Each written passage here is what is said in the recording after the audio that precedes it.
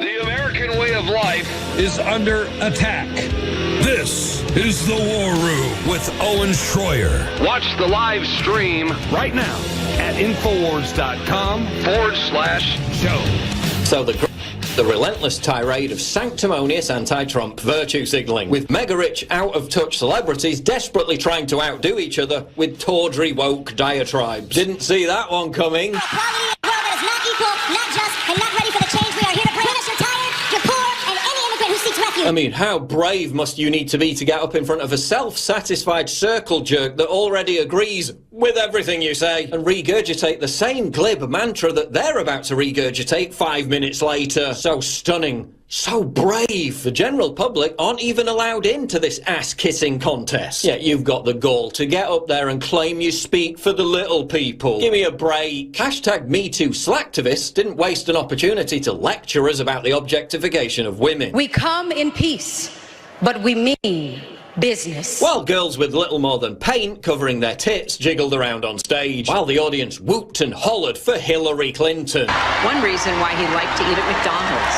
Nobody knew he was coming. A woman who publicly attacked and privately intimidated actual rape victims. Hillary led the effort to disparage her husband's woman accusers who were dismissed as bimbo eruptions. Hollywood's so upset about harassment of women it invited a serial enabler of it to read a book at the Grammys. Hillary reading a fake book at the Grammys versus Trump reading a presidential speech at the State of the Union. Great consolation prize, Hillary. But hey, at least Grammy nominee Big Sean was in attendance, another noted poster child for the movement against the sexual abuse of women. Oh no, my bad. He's the guy who worked with Eminem on a song about raping Ann Coulter. He's the guy who was arrested for sexually abusing a 17-year-old girl. Maybe Big Sean should take tips from that other Me Too icon, Grammy winner Kendrick Lamar, whose most recent album honors women by referring to them as rats, hoes and bitches. Not to be outdone, fellow Grammy nominee Rick Ross likes to rap about date rape, but the award for ardent Me Too male feminist has to go to Grammy nominee Tyler, the Creator, who in his song Troncat advises his fans to, quote, rape a pregnant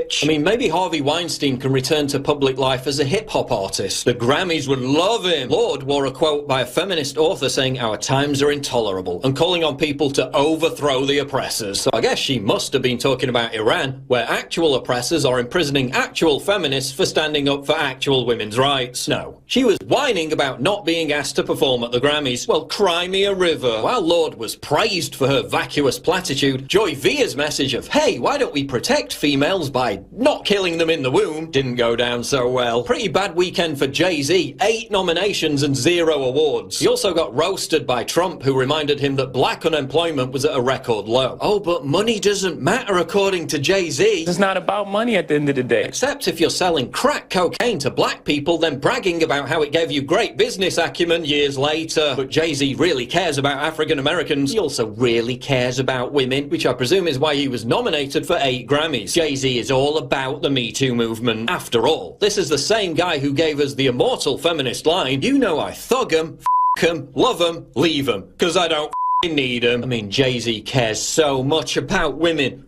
He cheats on his wife, the mother of his 2 daughters. Perfect role model. Now, the Resistance is set to stage another public temper tantrum with the George Soros-sponsored People's State of the Union. At this point, what exactly are you resisting? This is classic Trump derangement syndrome. They still cannot get past the fact that they lost an election that happened over a year ago. And what I would like to know is, what are we resisting now? Are we resisting the elimination of ISIS? Are we resisting this booming Trump economy where unemployment rate for women is now at an 18-year low, where the unemployment rate for African Americans is the lowest that it's ever been documented? Are we resisting that 270 companies have now announced that they are going to give back to their employees raises and bonuses and put more money in their 401ks since the Trump tax cuts have taken effect? What are we resisting? Then we had to endure the spectacle of James Corden apologizing for being white. Okay, the full Paul Joseph Watson video is on the Alex Jones channel.